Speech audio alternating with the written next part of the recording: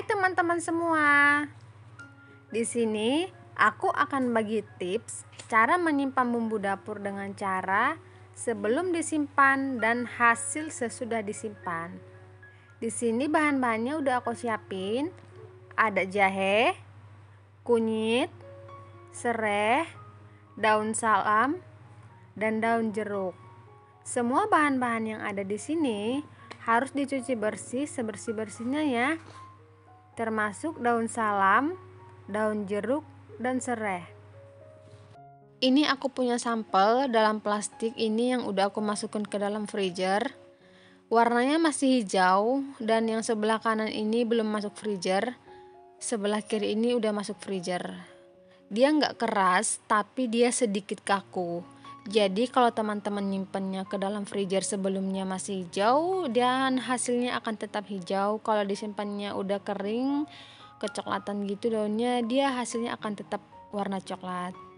Sama ya untuk daun jeruknya juga sama. Tapi kalau untuk rasa, wangi, tetap wangi dan rasanya tetap sama, nggak ada perubahan sama sekali. Untuk nyimpennya dicuci bersih dan disimpan ke dalam plastik boleh, ke dalam kotak boleh, bebas aja. Dan ini untuk daun jeruknya juga sama, warnanya masih tetap hijau, nggak ada perubahan warna sama sekali.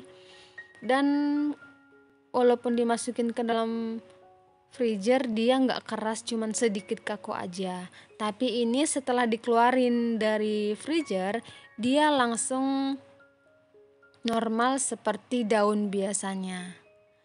Jadi kalau teman-teman mau masak daun salamnya atau daun jeruknya atau serai, silahkan langsung dimasak aja. Kalau untuk rasa dan bau tetap sama, nggak ada perubahan.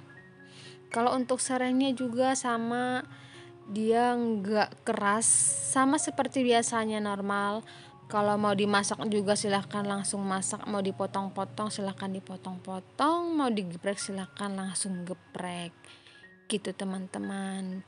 Semuanya yang disimpan di dalam freezer nggak ada perubahan sama sekali, untuk rasa sama sekali juga nggak ada berubah. Dan ini disimpan di freezer ya, bukan di chiller.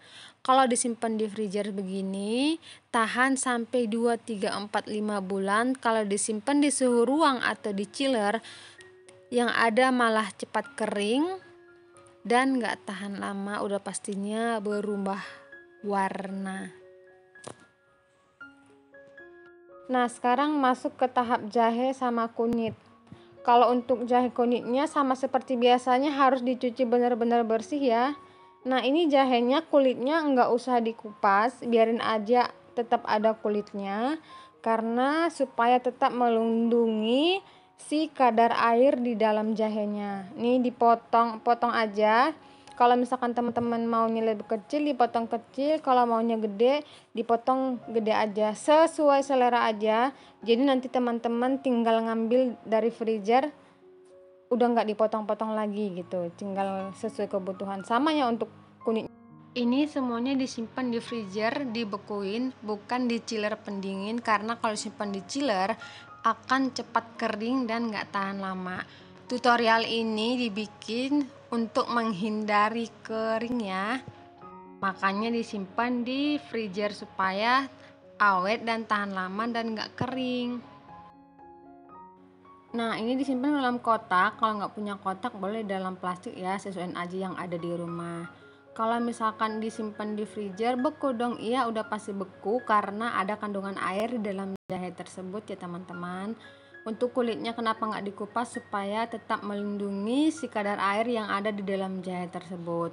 Karena jahe ini walaupun udah dibekuin, kalau udah dikeluarin dari freezer dia akan cepat meleleh. Jadi setelah dikeluarin dari freezer, kulitnya bisa langsung dilepas, ditarik seperti ini gitu teman-teman. Jadi nggak susah-susah amat. Dan ini walaupun dibekuin bisa langsung masuk ke blender karena nggak keras walaupun masuk beku, masuk freezer gitu teman-teman. Nah ini disimpan di freezer. Ini aku ada sampel yang udah aku bekuin sebelumnya. Walaupun ini udah beku, tetap misah-misah, nggak nempel-nempel ke teman-temannya. Walaupun nempel tinggal tarik aja juga langsung misah kok, nggak keras. Dan ini bisa langsung masuk ke dalam blender ya. Kalau misalkan teman-teman mau diulek atau di blender, bisa langsung ulek atau di blender. Karena ini walaupun udah beku, dia nggak keras-keras amat. Nah, kalau teman-teman mau diencerin, tinggal taruh aja di meja atau wadah, tunggu aja dalam 1 menit, dia akan meleleh. Tapi melelehnya jangan sampai tunggu benar-benar meleleh banget ya. Kalau ditunggu sampai kelamaan bakalan lembek, bakalan airnya habis keluar semuanya, karena kan di dalam jahe ini ada kandungan airnya, jadi dia emang meleleh kalau kelamaan diencerin. Jadi kalau misalkan mau masak bisa langsung masuk blender, atau kalau misalkan teman-teman mau dipotong-potong, ini bisa langsung dipotong-potong kok seperti ini. Walaupun beku, dia nggak keras dipotong-potong. Buat teman-teman yang suka jahe ditumis, buat teman masakan, bisa langsung masuk tumisan, dia akan langsung meleleh juga. Dan untuk rasa dan baunya tetap wangi dan rasanya tetap enak, nggak berkurang sama sekali. Sama seperti biasanya dan masih tetap enak lah, nggak ada perubahan sama sekali kok.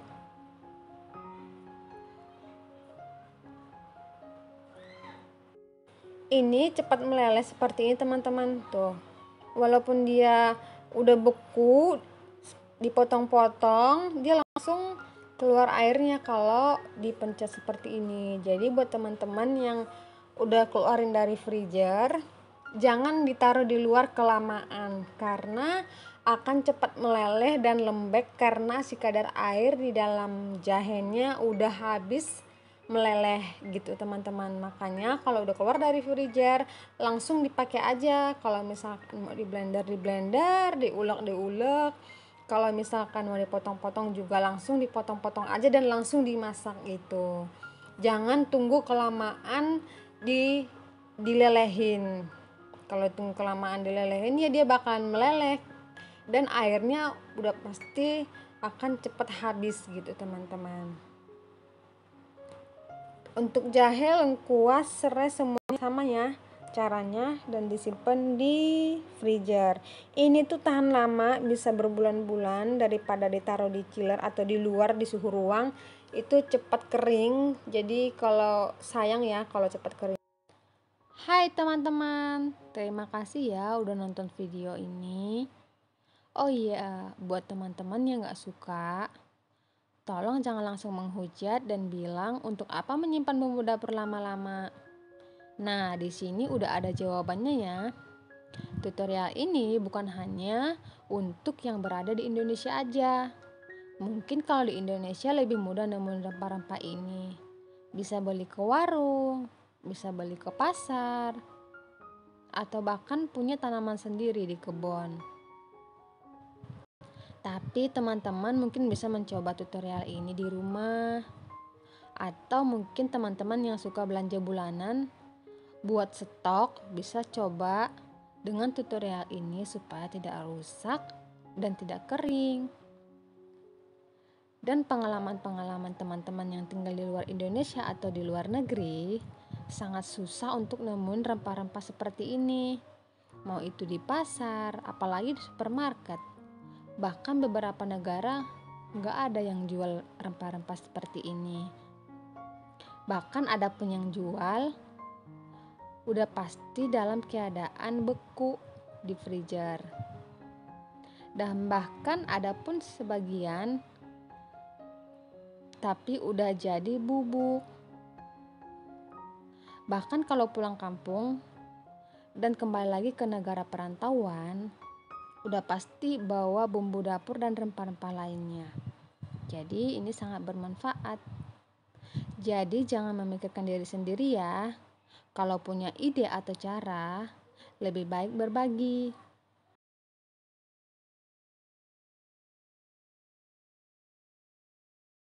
Terima kasih sudah menonton video ini. Semoga bermanfaat ya.